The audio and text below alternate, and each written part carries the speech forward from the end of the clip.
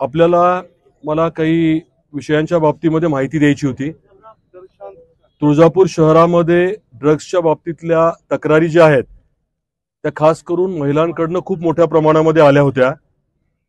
नोव्हेंबरमध्ये इलेक्शनच्या दरम्यान बऱ्याचशा बैठका झाल्या आणि त्या बैठकांच्या दरम्यान हा विषय जो आहे तो मला सांगण्यात आला होता।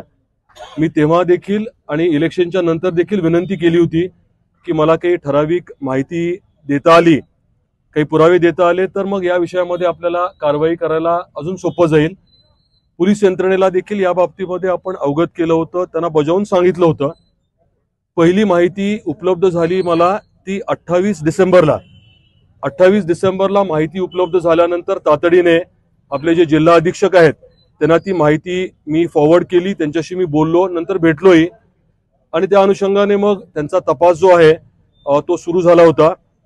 जानेवारी महिन्यामध्ये त्यांनी प्रयत्न केले परंतु म्हणावं तसं यश मिळालं नाही।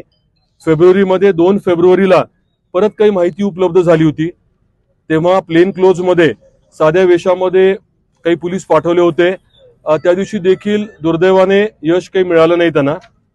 तिसऱ्यांदा माहिती मिळाल्यानंतर मात्र 15 फेब्रुवारीला तामळवाडीला जे लोक पकडले गेले, जो ड्रग्सचा साठा पकडला गेला त्याची आपल्याला कल्पना आहे आणि त्याची चौकशी आता अतिशय ताकदीने दोन्ही बाजूने चालू आहे। मुंबईवरनं जे आणलं गेलं तिथली व्यक्ती, मी मुंबईतल्या पोलीस अधिकाऱ्यांशी बोललोय, तिथला तपास त्या लोकांना शोधण्याचं देखील प्रक्रिया व्यवस्थित चालू आहे आणि तुळजापूर शहर या परिसरामध्ये देखील ज्या लोकांचा संपर्क संबंध आलाय त्याची पूर्ण माहिती घेणं चाललंय। हा अतिशय महत्वाचा संवेदनशील विषय असल्यामुळे जास्त यापेक्षा मी आज सांगू इच्छित नाही, पण एवढंच आहे की अगदी डिसेंबरपासून पोलिसांनी या विषयामध्ये कामाला सुरुवात केली होती आणि त्या अनुषंगाने परवाचा साठा जप्त झालाय। सुदैवाने बरेच पुरावे आता उपलब्ध झालेले आहेत आणि या प्रक्रियेमध्ये ज्यांच्या विरुद्ध माहिती उपलब्ध होईल, पुरावे उपलब्ध होतील त्यांच्यावरती सक्त कारवाई होणार आहे। कोण जवळचा लांबचा कुठल्या पक्षाचा हे काही बघितलं जाणार नाहीये, हे देखील मला आपल्याला आवर्जून सांगायचंय। त्यामुळे कुठलाही गैरसमज होऊ नये या बाबतीमध्ये अगदी मुख्यमंत्री महोदयांपासून सगळ्यांचं बारकाईने लक्ष आहे, हे मला आपल्याला आवर्जून सांगायचंय। आणि मला एक आवाहन देखील करायचंय, जसं काही लोकांनी मला माहिती उपलब्ध केली ती आपल्याला पोलीस न देता आली आणि त्याच्या माध्यमातून कारवाई झाली, तसंच नागरिकांना माझं आवाहन आहे, आपल्याकडे काही माहिती पुरावा असेल तर कृपया तो माझ्यापर्यंत द्या।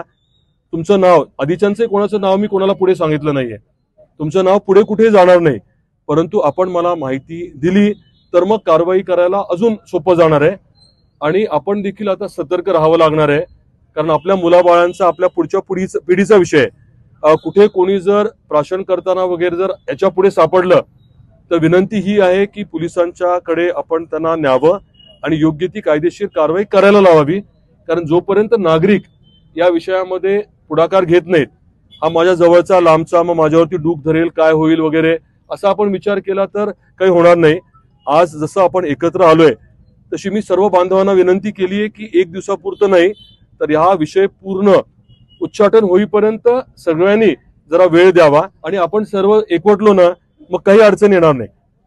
आपण सर्वांनी मिळून जर ठरवलं, पोलीस डिपार्टमेंटची जबाबदारी आहेच। मी अजून एक विनंती मुख्यमंत्री महोदयांना केली होती, ती म्हणजे तुळजापूर शहराला स्वतंत्र पोलीस स्टेशन देण्याबाबत, ती देखील मान्य होईल। प्रस्ताव जो आहे तो एसपींकडून मागवलाय, म्हणजे फक्त शहरापुरतं वेगळं पोलीस स्टेशन, ग्रामीणचं जे आहे ते वेगळं करतील। तर हे सर्व विषय जे आहेत ते आपण अतिशय गांभीर्याने हाताळू। महाराष्ट्रातील ताज्या बातम्या पाहण्यासाठी आमच्या YouTube चॅनेलला सबस्क्राईब करा।